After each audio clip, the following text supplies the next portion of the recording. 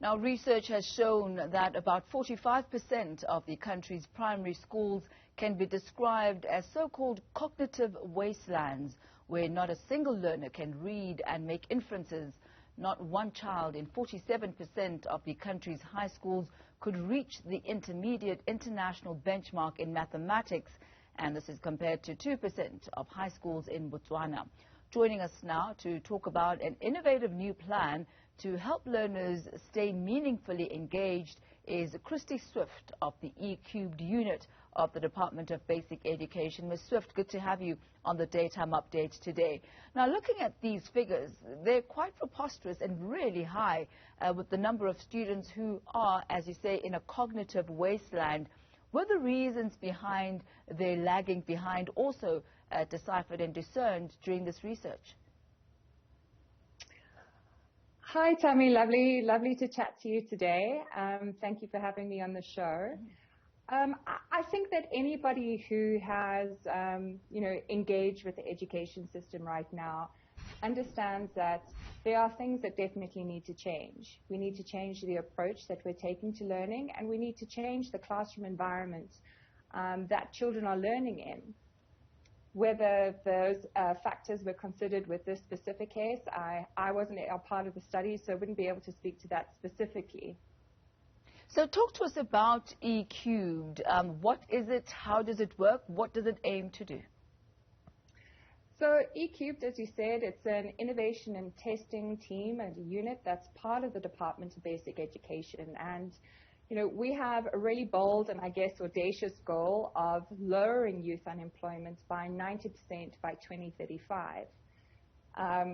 We have 3 E's in our name, so entrepreneurship, employment, and education. And I'm here today just one of many people who are really working towards a future where children can leave the school environment, either with the skills to start their own business, so entrepreneurial skills, or with the ability to go into formal employment, or starting on their journey for future education. And at what point in the schooling system is the E-Cubed model introduced? So right now we are testing and trialing it in foundation phase. So those children whom you spoke about previously, those are specifically the ones that we're looking to see. How can we engage? How can we help teachers implement these 21st century competencies within the environment that they currently find themselves in? And how do we as E-Cubed support them in doing that? So basically it will start from grade R all the way up to grade 10. And I believe you are still testing this out. You're still very much in the pilot phase of this project. That's correct. So I think credit to the Department of Basic Education must be given. They understand that a change needs to be made, and they've enabled us, and through our funders, we're also funded by many amazing foundations, and one of which is the Lego Foundation. They've really engaged with us and given us the opportunity to look at how do we apply problem-solving techniques, problem-solving capabilities within the foundation phase, and how do we use that as well as the technology that we have available to us at this time to really change the environment that we're working in. So is this going to be introduced perhaps as a separate subject, very much in the way that life skills was introduced as a separate subject? Will E-Cubed be standing on its own, or is this an approach or a philosophy that will somehow be infused throughout the other subjects? Tammy, I think that's an excellent question. So this is not necessarily a subject, but it's an approach to learning. It's an approach to teaching and an approach to engaging with whatever subject material that the children need to learn.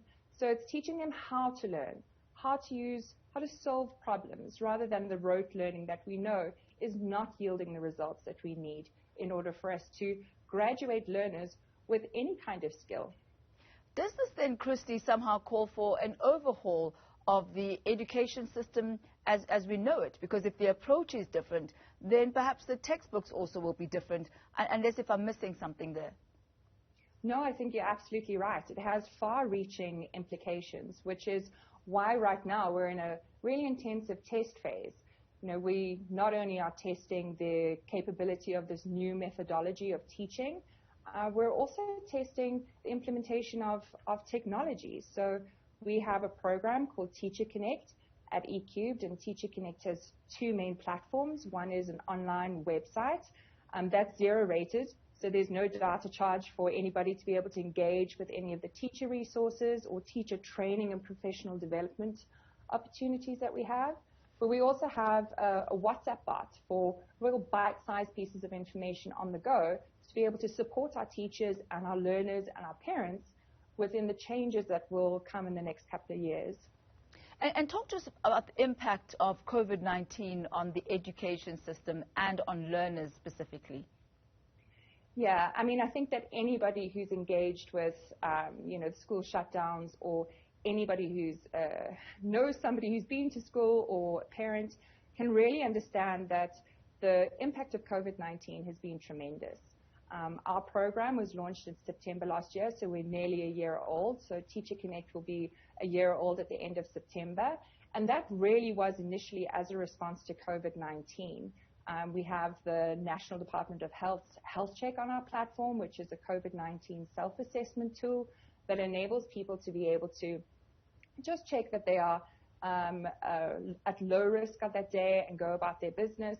There's also myths and FAQs around vaccines, so even COVID information right now that's relevant to today.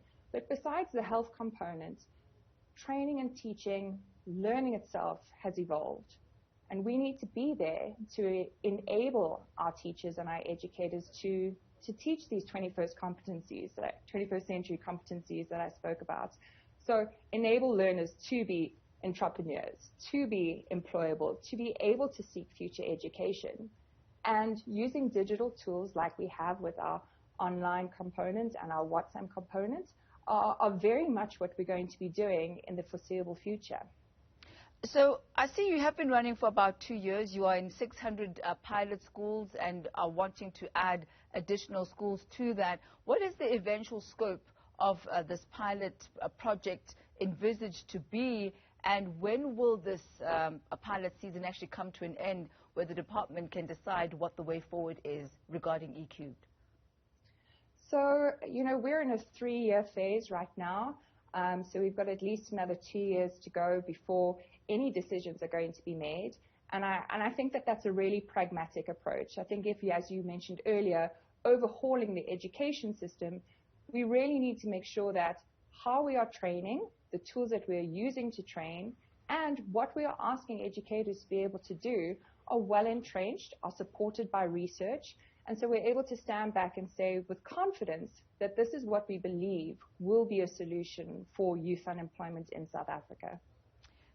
Crysty Swift, thank you very much for a really engaging approach to education. Really looking forward to what the results will be and what the way forward will be regarding the Department of Basic Education and the eCubed model. Thank you very much for your time.